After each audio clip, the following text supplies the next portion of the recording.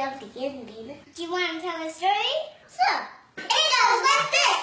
Jerusalem was a happening place. The holiday was called Passover. Jesus came by donkey transport. Hosanna was the password. Palm branches were everywhere. People called him king.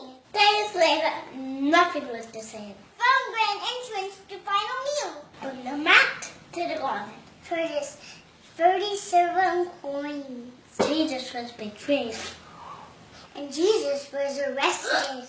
It was just awful. The high priest and the governor interrogated Jesus. The evidence wasn't to the truth. And the whole thing was rigged.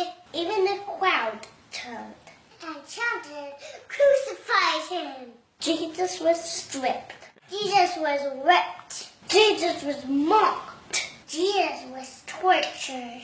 Wore a crown of thorns. Ouch! That hurt! They hung him on a cross. And it wasn't a pretty sight. Jesus cried, "It is finished," and breathed his last. They laid him in a tomb. And they sealed it with a very big rock. The tomb was full. After the Sabbath, the women went to the tomb. Nothing had prepared them for the surprise that waited. The tomb was empty! The angel said to the women, "Don't be afraid. He's not here. He is risen. Take it out yourself. Now go tell everyone this great news. It's still good news today. That tomb is still empty. And Jesus still lives. And that's the only hope. For you and me. And this crazy world that we live in. It's not complicated, really. We have a Savior. Jesus Messiah.